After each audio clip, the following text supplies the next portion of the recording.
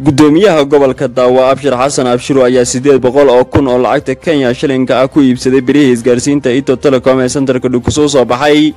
Gudoomiyaha ayaa heshiis ku galay inuu anteenada biraha iyo adeegga isgaarsiinta loo soo wareejiyo arda oo la kuna qaatay lacagta oo shacabka qabalaha laga soo ururiyay sida ay xogtani horta la xaqiijinayso. Markii birihii soo gaareen mooyaale ee shirkadii ay damacday inay Dhukuso soo qaadana shaqadiina la guda galo hal mar lagu wargeliyay in qabalaha arda oo loo wareejiyo isla markaana uu gudoomiyuhu yiri Dhukuso ma baana adeegan taasoo xaqiiqada ka fog ee mar walba la dulmiyo shacabka lana duudsiyo xaqooqooda. Sidoo kale shacabka santarka Dhukuso oo arintaasi aad uga cadhooday iyagoo diiday inay dulmiga intaas la eeg indhaha ka fiirsanin ayaa maalintii lahaad oo xiriir ah banaanbaxyo waaweyn oo nabadeed ka wada santarkaasi kuwaasoo ay ku dalbanayaan in anteenada loo keeno lagana qabto dulmiga uu gudoomiyaha gobolka Daawa Abshir Xasan Abshiro oo jifadiisu ka soo jeedo Dhukuso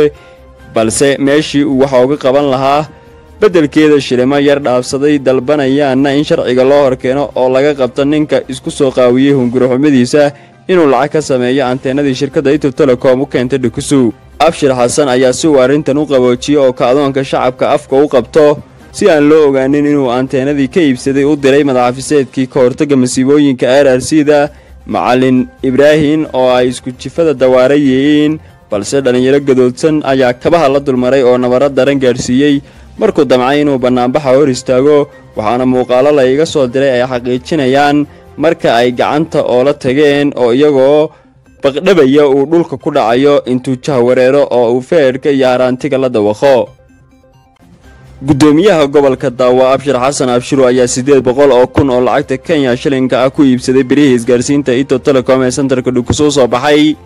Gudoomiyaha ayaa heshiis ku galay inuu anteenada biraha iyo adeegga isgaarsiinta loo soo wareejiyo arda oo la kuna qaatay lacagta oo shacabka qabalaha laga soo ururiyay sida ay xogtani horta la xaqiijinayso. Markii birihii soo gaareen mooyaale ee shirkadii ay damacday inay Dhukuso soo qaadana shaqadiina la guda galo hal mar lagu wargeliyay in qabalaha arda oo loo wareejiyo isla markaana uu gudoomiyuhu yiri Dhukuso ma baana adeegan taasoo xaqiiqada ka fog ee mar walba la dulmiyo shacabka lana duudsiyo xaqooqooda. Sidoo kale shacabka santarka Dhukuso oo arintaasi aad uga cadhooday iyagoo diiday inay dulmiga intaas la eeg indhaha ka fiirsanin ayaa maalintii lahaad oo xiriir ah banaanbaxyo waaweyn oo nabadeed ka wada santarkaasi kuwaasoo ay ku dalbanayaan in anteenada loo keeno lagana qabto dulmiga uu gudoomiyaha gobolka Daawa Abshir Xasan Abshiro oo jifadiisu ka soo jeedo Dhukuso balse meeshii uu waxa uga qaban lahaa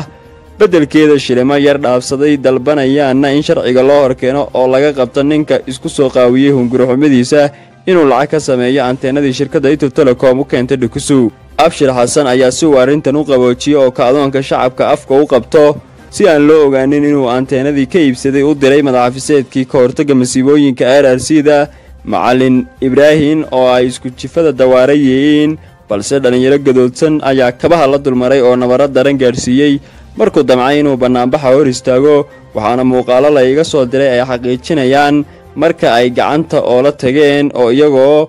baqdhabaya uu dhulka ku dhacayo intuu jahwareero oo uu feerka iyo haraantiga la dawaqo.